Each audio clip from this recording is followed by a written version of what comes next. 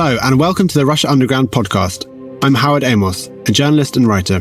I spent nearly a decade living in Russia. And I'm Nina Berezna, a Russian citizen and political researcher. In this podcast, we delve into modern Russia and explore what we call the Russian underground, a space where life continues despite the full-scale invasion of Ukraine and ongoing political crackdown. I'm not afraid of the police, in themselves, but because I have quite a unconventional look, like my dyed hair and bright clothes and tattoos and everything. So maybe one day some guy on the street might take a picture of me and then send it to the police, and then the police will find me. This might happen, but this is 50-50 chance, and this is random. And this is Margarita, a 40-year-old resident of Yekaterinburg, a city in the Ural Mountains. Margarita is openly gay and the founder of Overcoming Together, an organisation supporting queer people who face domestic violence. In this, the third episode of our podcast, we focus on the challenges facing Russia's LGBTQ+ community in the wake of the invasion of Ukraine in 2022 and the introduction of new laws curtailing LGBTQ+ rights. For safety reasons, we have changed names and details.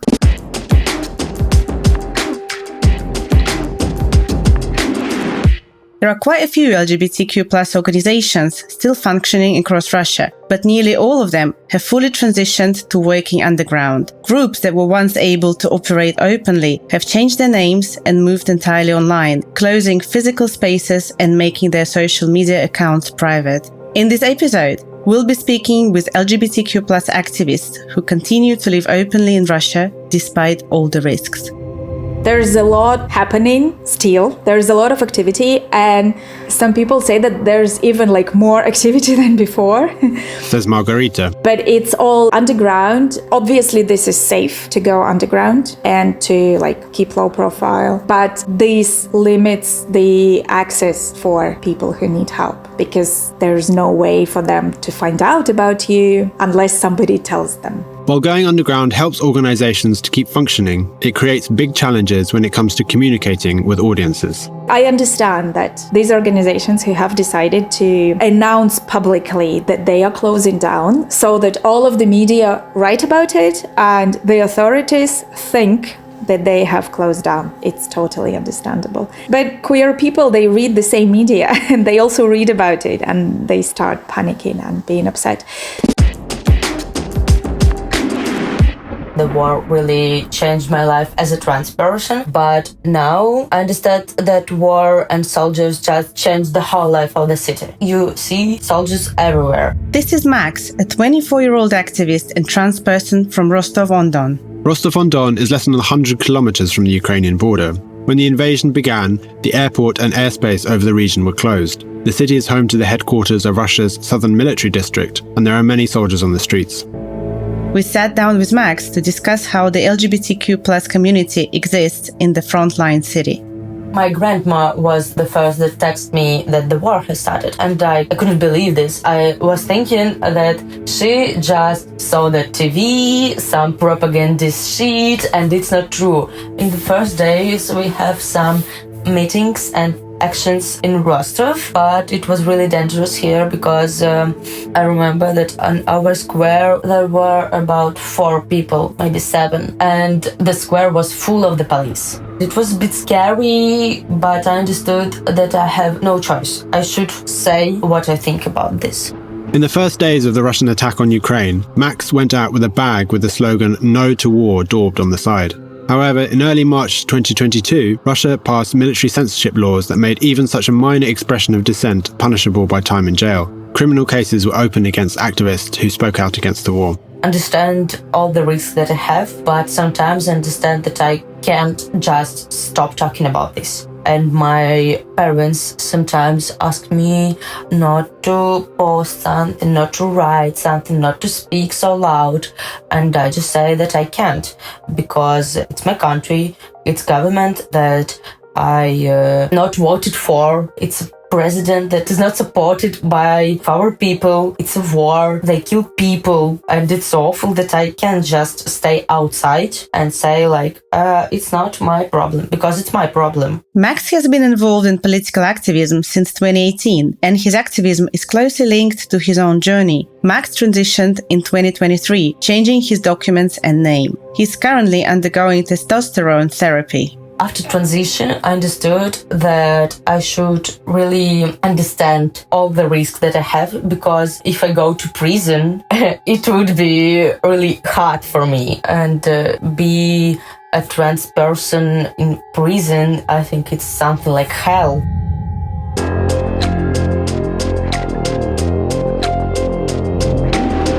In November 2023, Russia's Supreme Court declared what it described as the International LGBT Movement an extremist organization. The ruling did not specify what the International LGBT Movement actually was, but participation in it now carries a penalty of up to 6 years in prison. Alexandra Miroshnikova, a spokesperson for the North Caucasus Crisis Group, an organization that assists gay individuals from Russia's North Caucasus, says that the law's vagueness makes it particularly dangerous. What exactly is LGBTQ plus extremism? What does it mean? Is basically being gay is an extremist thing now? For example, there is one case when a girl was wearing an earrings with the rainbow. There was a protocol against her that she was wearing some kind of extremist symbol. She got the fine. Also, there was a case when people actually face criminal offense. It was like some workers in the gay club and the directorship of this club. The Supreme Court ruling is not the only repressive law to target LGBTQ plus people in Russia. In 2013, a law was passed prohibiting the promotion of non-traditional sexual relationships among minors. In 2022, this was expanded to prohibit the promotion of LGBT issues among Russians of all ages. Some experts even believe there is a possibility that Russia could recriminalize homosexuality. The war is something that allows the government to do all those things because they always can say that they're trying to protect the country. If not the war, it would be more space to fight for their rights, because the war made the whole society extremely different from what it has been before. LGBTQ plus people are one of the group which is under the attack from the government. I had a mental breakdown, obviously, when this happened, and I'm still, I'm not well mentally because of all this. Says Margarita of the Supreme Court ruling. Yeah, I didn't expect this decision, really, because I had always been, among the few activists who believed in positive things. And also, there was 2021 that they wanted to pass an anti-transgender law at some point, and activists started campaigning and they decided not to pass this law. So this was proof for me that, changes are possible and we also can influence the authorities. After the war started, things got worse for many identifying as LGBTQ+. However, Margarita stuck to her belief that the government was simply trying to scare activists into silence rather than embarking on mass repression. Like others, she didn't believe the situation would deteriorate so rapidly. Little has changed in Margarita's day-to-day life. She continues to live openly with her partner, walking hand in hand in the street as they always have done. Yet the news she reads online and the things she hears constantly remind her that the risks are very real. It's deeply personal. As an activist, Margarita has altered certain aspects of her work. She refrains from public appearances, moderates the language she uses on the social media accounts she runs, and has removed personal information and photos from various public websites and articles. I want to live my life as I do, and nothing will force me. If I have to do it, if one day I realize that it's inevitable and I can't live openly anymore, I think I'll leave. That's not life for me. It's more difficult for me because I've never been in the closet. I've always been out. I understand that it's really dangerous and go to prison just because you're LGBTQ person. It's really scary. After the Supreme Court decision, Max deleted some of his social media posts for safety reasons. my pronouns him, he, and people understand that I'm trans person. So for me is hard not to be opened because everybody can understand this. I just look not too masculine. Max told a story from his time working at the campaign headquarters in Rostov-on-Don for Boris Nadezhdin, who was seeking to be a candidate in Russian presidential election on a platform of peace in Ukraine. Eventually, Nadezhdin was barred from standing. Some propagandist media, they de-anonymized me. They posted my photos and told that trans person works on Nadezhdin's company.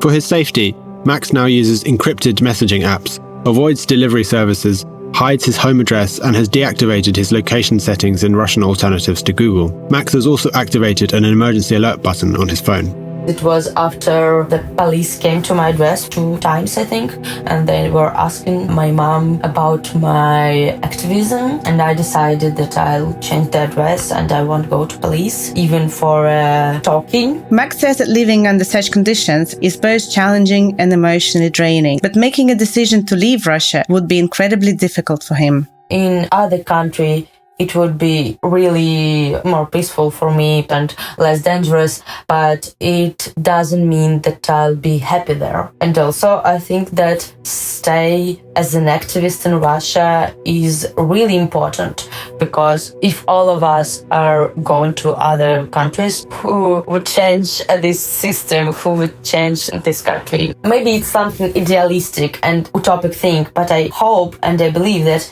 if everybody will do something every day, it will change.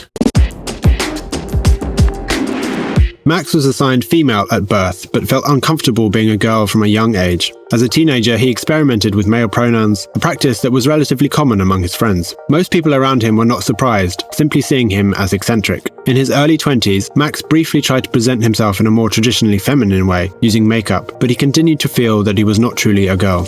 It's not my gender, but I was thinking the whole of this time that it's just normal and that everybody do like this and it's okay. Then I was reading one article about non-binary people and I really recognized myself in all of this article and I'm like, oh my god, it has a name and it calls non-binary. Wow. And for the first time, I just made a coming out like feminine but non-binary person. In the summer of 2022, 6 months into the full-scale invasion of Ukraine, Max came out. He chose a new name because his previous one wasn't gender neutral. His friends largely supported him. But of course it was hard because, for example, my parents were shocked and they were thinking that it's really not serious. And my partner, she was supporting me, but of course she was shocked because we were dating for a long time and then I decided to make a transition and nobody knows what to do.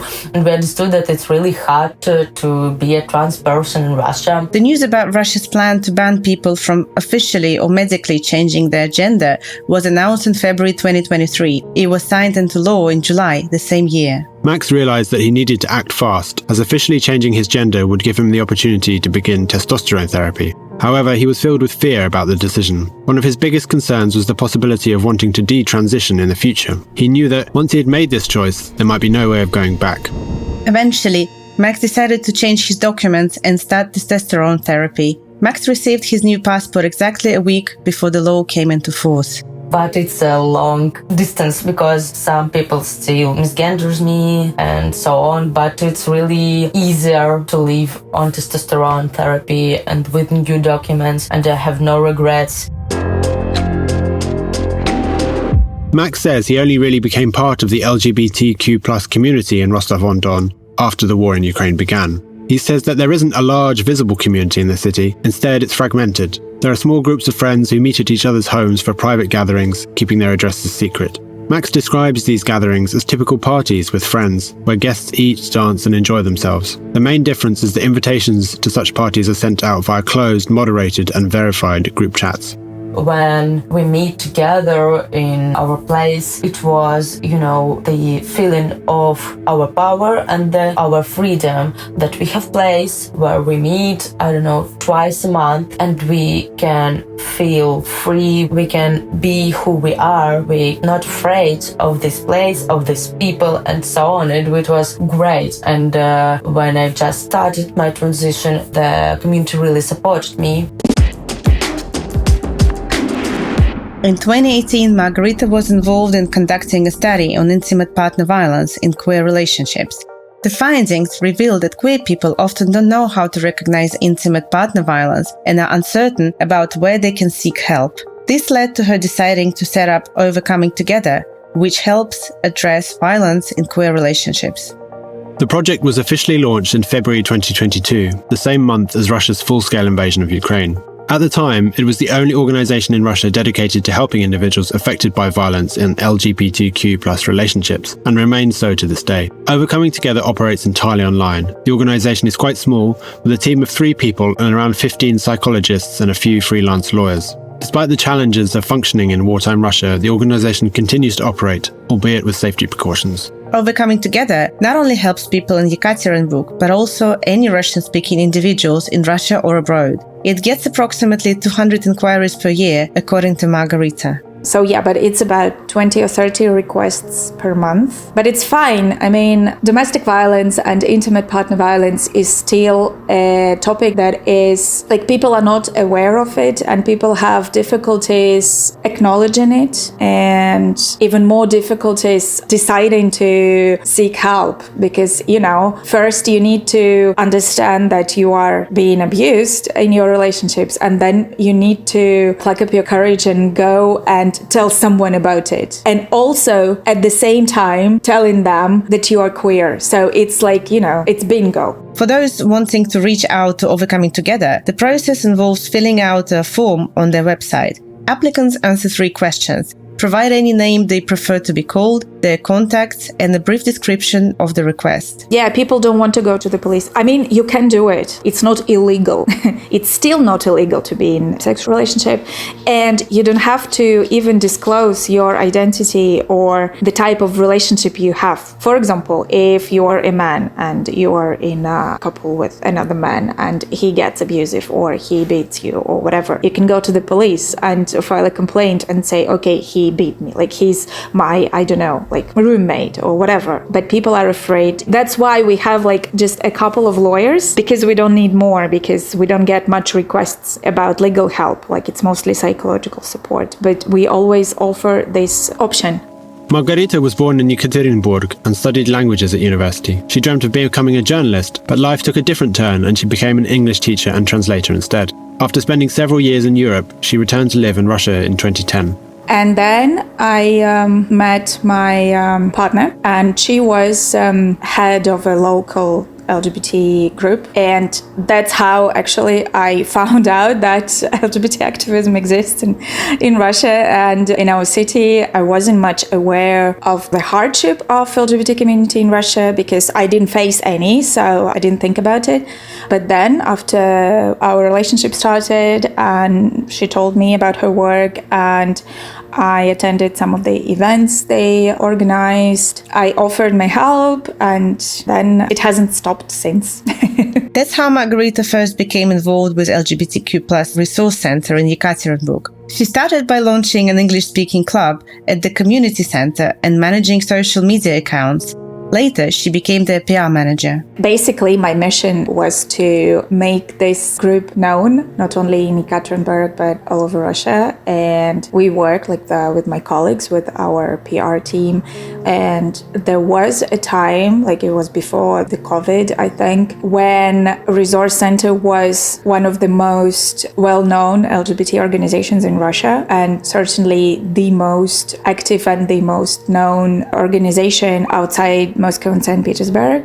In 2020 and 2021, the Centre's team organised the Euro Pride Week Festival, the only LGBT-friendly festival in Russia outside of Moscow and St. Petersburg. The week-long event was held at various venues across the city, including bars, theatres and museums. It included parties, lectures, a market and exhibitions. It was pretty great and I miss it because then the war happened and we any offline event, now it's impossible to organize any queer related offline event. The way Margarita sees it, civil society in Russia is highly fragmented and largely disconnected from LGBTQ+ issues. The war has only exacerbated this fragmentation. We see it even better now after the war started, that all of these anti-war movement and organizations and this new opposition, they don't raise queer agenda, which is very sad. And Resource Center regularly participated in different events organized for NGO sector in the city, and this was also something quite unprecedented for queer organizations in Russia. So I'd say that Resource Center was a pioneer in many respects. After the war started, the Resource Center was forced to close down. Margarita says she knows little about queer communities in other Russian cities, as she has spent her entire life in Yekaterinburg, but she thinks Yekaterinburg has a unique atmosphere that sets it apart from other places. We just did what we wanted, and we didn't think that it wouldn't be possible, that it's not done, that we live in Russia and whatever. LGBT activists and queer community in other cities, you can often hear that, oh no, we wish we could do it, but we can't because we live in Russia. So we didn't think like that. There is a belief, Margarita explains, that Yekaterinburg, which is situated in the Ural Mountains at the crossroad of Europe and Asia, has always been the meeting point. Historically, many people who opposed the authorities were exiled to Siberia and passed through Yekaterinburg. Some chose to stay in the city, contributing to its distinctive character. So we are the new generations of those bold and free-spirited people. So that's why Yekaterinburg is a city of people who like freedom. Margarita describes how Overcoming Together focuses specifically on intimate partner violence and does not engage in national advocacy, attempt to change laws, or issue political statements. Therefore, the war and the domestic crackdown do not directly affect their work. However, there are indirect consequences. There is a bit of self-censorship, unfortunately. We changed some language that we used to use, and we can't use the abbreviation LGBT, for example. So we replace it with queer or non-heteronormative relationships or something like that. And we can't use the rainbow image or anything that resembles a rainbow. And most importantly, and which saddens me personally, is that if we give any comments to the media, we do it anonymously, so there aren't any photos of real people in our social media accounts. But those who are outside Russia and who are not planning to come right now, so they can, so it's a compromise. Yeah. Overcoming Together's cautious approach might be why they have not yet faced pressure from the authorities. They are also a relatively small niche organization. Because once they find out about your existence, nothing stops them. They closed down or named foreign agents, organizations that have nothing to do with politics, and some other organizations that are just community centers and they just organize, book groups or psychological support groups and board games, and they are also foreign agents. So, there's no logic in this. So, we are ready that it can happen any day.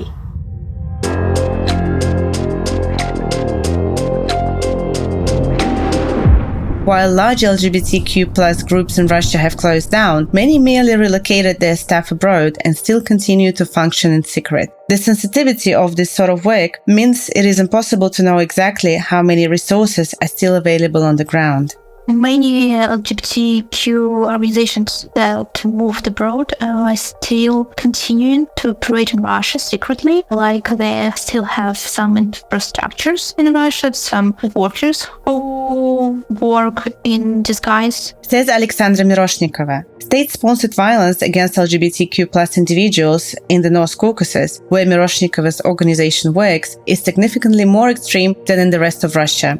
For example, in Chechnya, gay people face systematic persecution, including detention, disappearance, torture, and execution. In those republics, the pressure on people is much bigger. So, for example, on the streets, the policeman can stop you and ask you phone and go through your phone and see what you like, what you follow, what's in your gallery. Max is involved in organising an independent festival to support survivors of domestic violence. Organising such an event in wartime requires significantly more effort and time, as it involves vetting all participants, volunteers and venues. For safety reasons, Max, despite being the organiser, will not actually be present on site during the festival. The lawyer told that I shouldn't just be physically on this festival and I should coordinate everything online, because if the police came to our festival and they'll understand that trans person is an organizer, it's really risky and dangerous thing. Max also says that he increasingly engages in self-censorship and is cautious about what he posts on social media. He describes the current system as a game of Russian roulette. Sometimes you can do quite bold things and no one reacts. Other times, minor infractions can carry significant consequences. There are no clear guidelines on how to avoid ending up behind bars. Each action involves taking risks and hoping for the best. While Max is involved in lots of activism, safety reasons mean the festival is the only project he's comfortable talking to us about.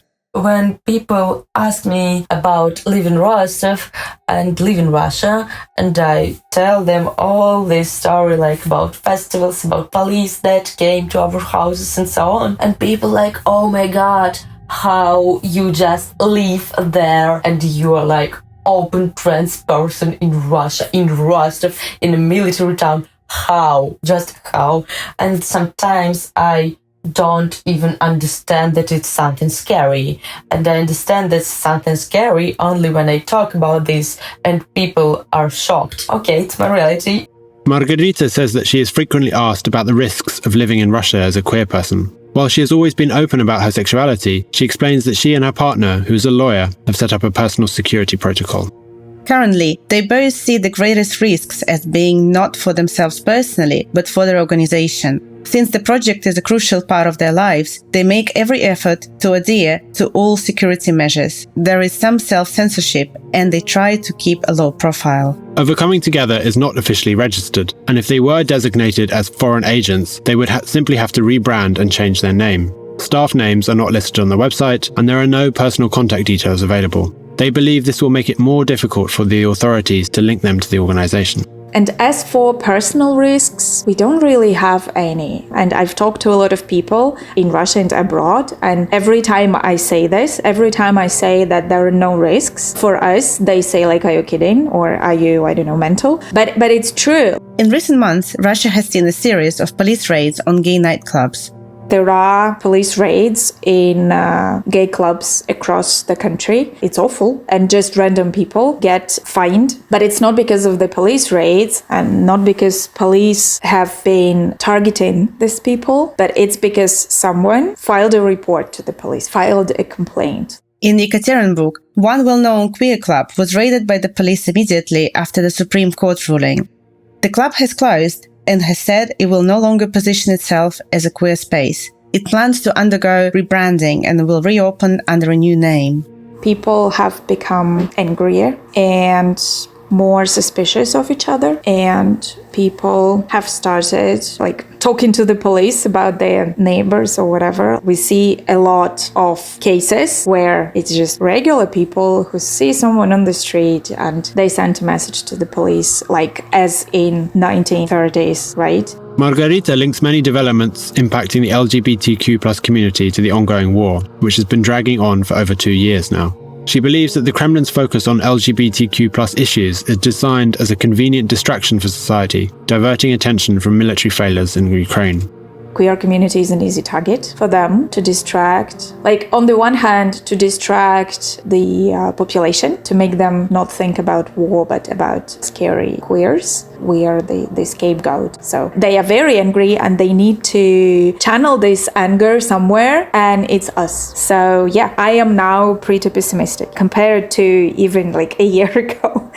Yeah, unfortunately. Many queer activists, particularly those with a public profile, left Russia after the beginning of the war. For them, relocating abroad was the only way to continue their work.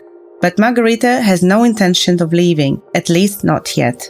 There's a bunch of us who have stayed as activists. Obviously, a lot of regular queer people are staying because they don't have resources to leave. But I mean, somebody should stay here. Like it's, if everybody leaves, what will happen? Like still, somebody should stay here to maintain the connection with the community here and with the context.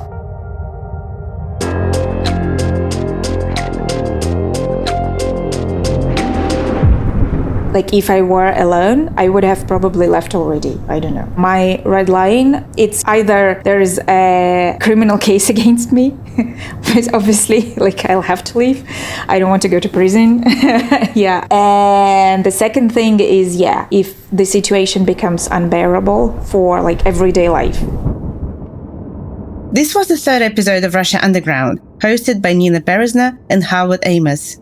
As we have seen in our conversation with Max, Margarita and Alexandra, whatever the level of persecution faced by Russia's LGBTQ+ community, activists remain in Russia, providing help, advice and support. Just because much of this work is now invisible does not mean it is not taking place. We also want to express our gratitude to our friend Kirill Nenashev, a Moscow-based documentary filmmaker and co-founder of Political Space, for his help with this episode. Kirill is our guide through the Russian underground. If you enjoy our work, please consider supporting us on Patreon, a link to which can be found in the podcast notes. We would be grateful if you could rate the podcast on Apple Podcasts or Spotify, helping us to spread awareness. Please recommend us to your friends and colleagues, and thanks for listening.